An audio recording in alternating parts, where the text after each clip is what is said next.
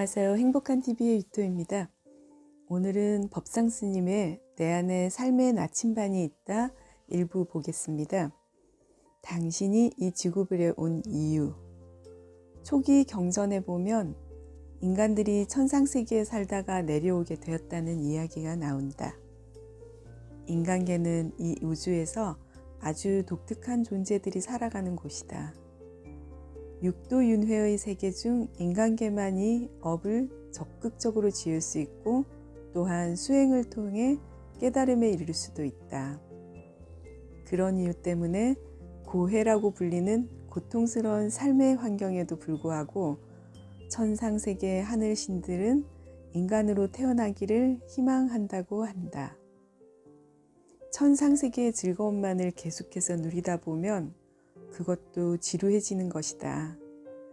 그러다 보니 정말 이것이 다일까? 무언가 또 다른 높은 삶의 길이 있지 않을까? 하고 의문을 품는 이들이 생긴다.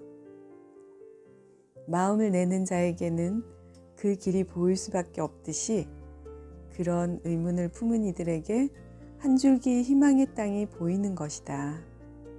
그곳이 바로 지구별이라는 인간계다. 인간계의 특징 첫째는 괴로움이 끝이 없는 고해라는 점인데 그것을 다 상쇄하고도 남을 또 하나의 특징이 있다. 바로 그 고통스러운 삶을 통해 지혜를 배우고 깨달아갈 수 있다는 점이다. 인간계를 인토 혹은 감인토라고도 한다. 고통을 감내하고 참아내는 세계란 뜻이다. 그렇다고 무조건 나쁜 곳이기만 한 것은 아니다. 그 고통을 통해 깨달음으로 나아갈 수 있기 때문이다. 쉽게 말해 아주 획기적이고도 빠르게 공부의 진화가 일어나고 깨달음에 이를 수 있는 곳이 인간계다. 우리가 왜 아프리카의 오지나 네팔의 히말라야로 여행을 떠나곤 하는가? 힘든 줄 뻔히 알지만 그것을 통해 무언가를 배우고 깨닫기 위해서다. 천상세계의 신들이 인간계로 한생 여행을 오는 이유도 비슷하다. 천상세계에서 수백, 수천 년을 즐겁게 사는 것보다 인간계에서 100년도 안 되는 짧은 시간을 살며 고통을 통한 깨달음을 얻기 위해서이다. 인간계의 100년은 도리천의 하루이고 1600년은 타화자재천의 하루다. 인간계에서 100년 동안 고통을 받더라도 타화자재천 신들에게는 1시간 반 정도의 짧은 고통에 불과하다. 그러니 그 짧은 시간의 고통이란 여행을 통해 놀라운 깨달음을 얻을 수 있다면 인간계에 오지 않을 이유가 없는 것이다. 그러나 희망한다고 다 올 수 있는 것은 아니다. 번호표를 뽑아가며 수천, 수만 년 이상을 아니 수억 겁을 기다려야 한다. 그만큼 영광스러운 가능성의 땅, 성장과 깨달음의 땅, 그곳이 바로 이 지구별인 것이다. 불경에서도 맹구우목, 인신난득이라고 하여 인간 몸을 받아 태어나는 것이 얼마나 어려운 일인지를 설명하고 있다. 이토록 인간으로 태어나는 것이 어렵다. 그런데 우리 모두는 그 어려운 일을 이렇게 해냈다.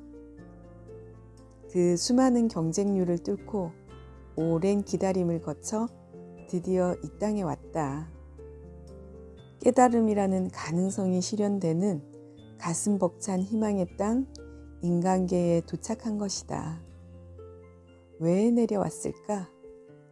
그냥저냥 먹고 살려고? 혹은 남들과의 경쟁에서 이기려고? 혹은 돈 많이 벌어보려고 온 것이 아니다. 우리는 이 생로병사의 고통스러운 삶을 통해 지혜를 배우고 깨닫기 위해 왔다. 그것이 바로 우리가 인간계에 온 이유다. 고통스럽다고 신세를 한탄하고 있지는 않은가? 사는 것이 너무 힘겹다고 원망하고 있지는 않은가? 너무 원망하거나 비탄에 빠져 있지 마라. 바로 그것을 통해 배우고 깨닫고자 당신이 여기에 와 있는 것이다. 주어진 삶의 고통을 받아들일 때 그것을 통해 깨어날 수 있는 놀라운 기회가 주어진다.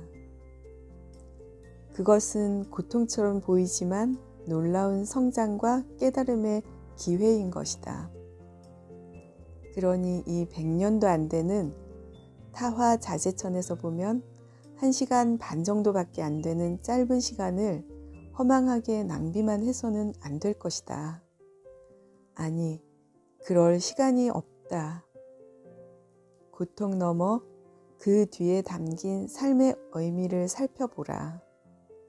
이 고통의 시간 속에서 고를 넘어 삶을 배우며 성장하고 깨달음에 이르는 것, 그것이야말로 당신이 이 지구별에 온 목적이다.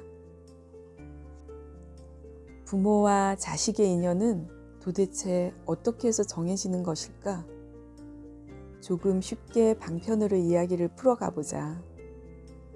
우리가 생각하기에는 원수의 인연도 있는 것 같고 나를 괴롭히기 위해 찾아온 인연도 있는 것 같다. 그런데 사실 근원적으로는 우리에게 온 모든 인연 중 나쁜 인연은 없다. 모든 인연은 나를 깨닫게 하기 위한 지혜와 자비의 인연으로서 우리에게 온다. 사람이 죽으면 중음신으로 잠시 있다가 다음 생을 받아 태어나게 된다. 아무런 이유 없이 태어날 수는 없다. 깨닫기 위해 우리는 이 지구별로 여행을 왔다.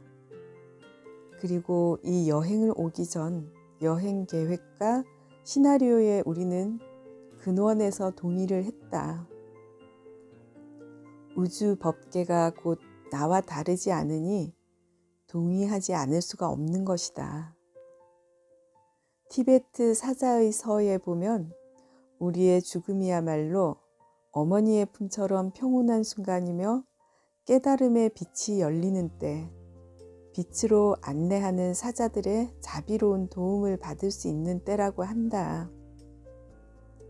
어쩌면 죽음 이후야말로 힘들게 살았던 고해의 한 생을 잠시 정리하고 반성하며 되돌아볼 수 있는 진정한 휴식의 시간인 것이다. 그런데 그 휴식을 취할 때는 본질적인 자리와 하나가 된다고 한다. 그 근원과 내가 하나 된 자리에서 다음 생을 계획하는 것이다. 어떤 생이 나를 깨닫게 해줄 수 있을지, 그리고 그간의 업장을 소멸하게 해줄지를 종합적으로 고려해서 다음 생의 시나리오를 짜는 것이다. 그렇기 때문에 나와 아무 인연도 없는 사람이 뜬금없이 맺어지지는 않는다. 과거에 나와 인연을 맺었던 사람들 중에 풀어야 할 업이 있거나 갚아주어야 할 업이 있는 사람들과 인연을 풀고 도움을 주며 업과 에너지의 균형을 이룰 수 있도록 삶을 계획하게 되는 것이다. 예를 들면 두 영혼이 이렇게 약속하는 것이라 할 수 있겠다. 먼저 한 영혼이 이렇게 말한다. 너는 나의 직장 상사가 되어서 몇 년간 나를 괴롭혀라. 그럼으로써 내가 전생에 누군가를 괴롭혔던 그 과보도 소멸하고 누군가를 막대하고 괴롭히던 내 습을 반성하게 될 것이다. 그런 기회를 나에게 주어라. 그러면 다른 영혼이 그래, 괴롭힘을 당하느라고 직장 생활이 힘들겠지만 너를 사랑하기 때문에 그 일을 감당해 줄게 하고 후일 만나 괴롭히는 것이다. 나를 괴롭히는 사람은 내가 미워서 괴롭히는 것이 아니다. 사실은 나를 돕기 위해서, 업의 균형을 맞추기 위해서이다. 자비가 바탕에 있는 상호 협력 속에 업보의 계획은 이루어지는 것이다. 그러니 스스로 만든 자신의 삶에 온전히 책임을 질 수 있어야 한다. 삶을 받아들이는 일이 바로 온전히 책임지는 것이다. 여기에 좋고 나쁜 사람은 없다. 자비가 바탕이 된 상호 협력과 연기적인 연결성이 있을 뿐. 오늘은 여기까지 하겠습니다. 감사합니다.